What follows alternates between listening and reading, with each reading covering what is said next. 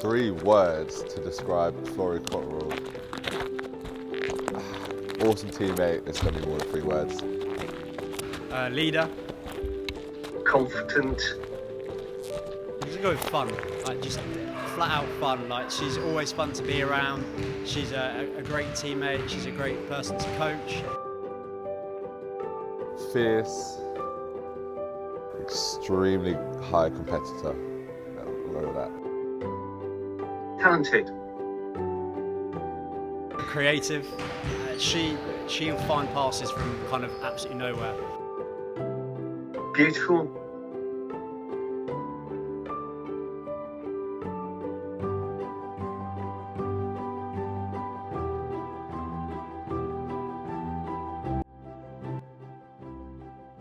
I got into sports through, I've always been a sporty kid. Like my mum was always keen for me to be in something like a lesson, but school was definitely the biggest factor for me.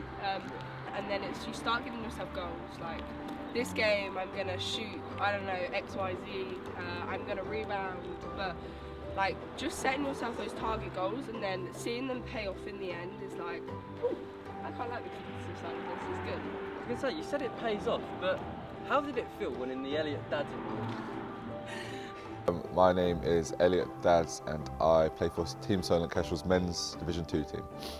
It's a bit surreal, you know, getting that award named after myself because it's not something you expect. I wasn't expecting it at all. Been with this club since I was 12 or 11, so yeah, it's just one of those things that all those years, I think they've just recognised what the kind of work that I've put in, and yeah, I'm extremely grateful. It was good. I've known Elliot since I joined the club. Like, he's always been the big men's player, the guy from home. Like, he was the homegrown player, and it was nice being recognised that I've stuck around this club. This club is like home. Like, I wouldn't change that for the world. And it was such a recognition for me, being like, I put time into this club and I do love it, and people see that. You know, there's so many days out there where you'll be training, things might not go so well, but the next day it could be the best day for you. So yeah, just keep going at it each day at a time. But what has it been like, that transition from college to almost Kestrel's level?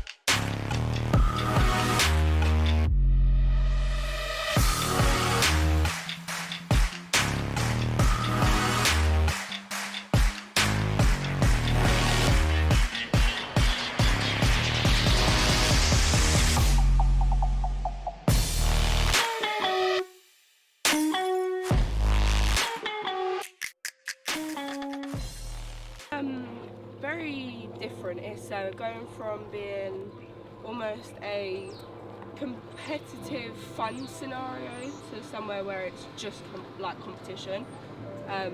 You're playing against some vets that have been in the game for like 10, 15, even like 20, 30 years, and their experiences and going into games, you have to be mentally tough and ready for those.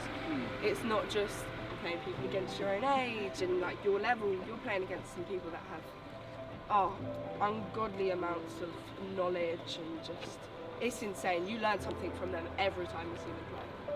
Obviously. So I'm Tom Merrill and I am the Division 1 performance analyst for the women's side.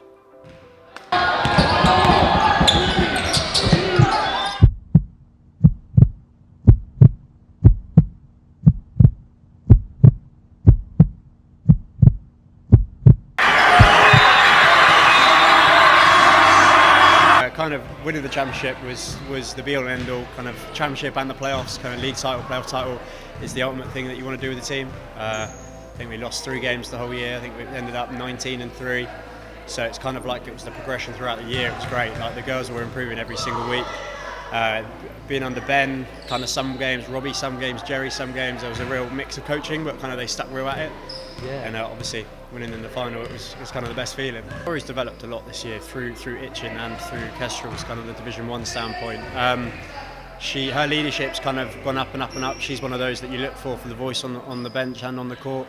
She's helped a lot by kind of Gabby and Alicia Jackson being there as kind of veteran bigs, can kind of play off them, bounce ideas off. So yeah, she's really developed this year. It's been really, really nice to see kind of her leadership. This year is definitely much more of a learning curve. Valuable experiences with that, 100%. But it's such a big jump. We went from the best season anyone could ask for, like league champs, playoff champs.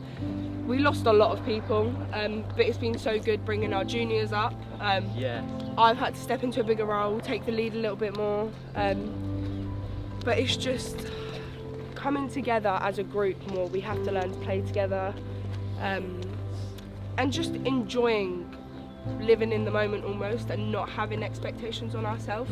Going in as underdogs, playing tough, like all of that, just being that real tough mentality.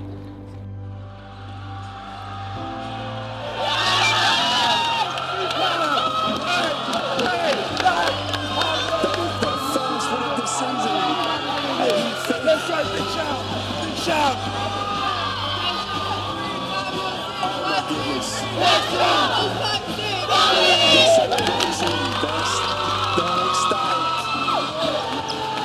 You agreed to go over. I cried a lot, but Happy tears? definitely happy tears. It was one of the best feelings. I mean, I went out and I visited them, and the second I got there, the coaches, they're so welcoming. They made me feel like I was at home from that get-go, and I say I'm very much so a homebody.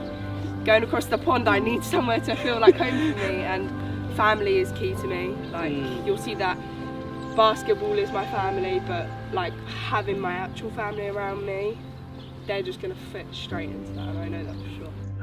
John Cotterill. I'm Florrie Cotterill's father. How do you feel about Florrie heading off to America? It's a big step for all of us. As a family, we will miss her incredibly, and that's the family in the broadest possible sense. And our friends will miss her. However, she's worked so hard for this over the last 11 years, almost. This is the culmination of her training. Her commitment to the game has been astonishing, actually. Definitely celebrations. It was just a fantastic outcome. Florrie, I think, had got 5 offers on the table. We all looked at them in quite a lot of detail as they came in.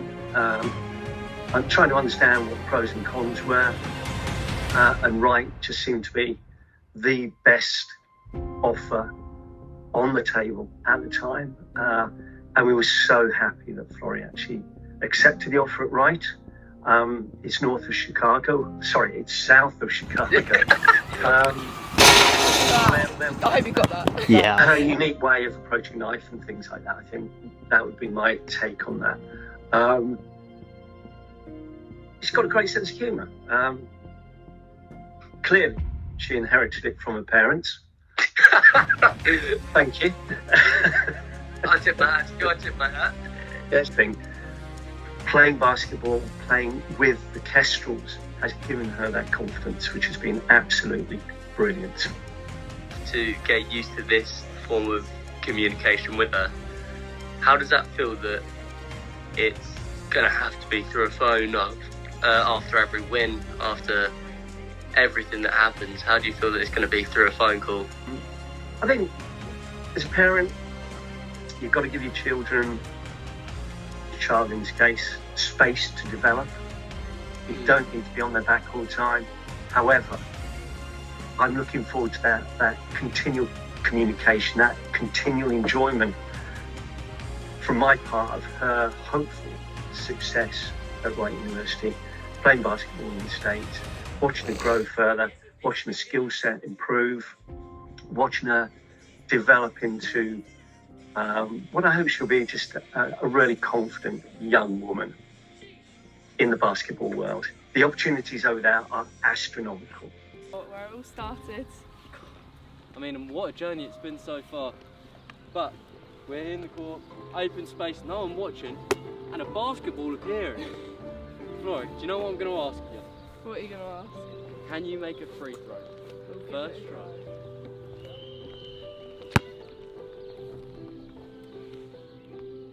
Yeah! Come on! Yes!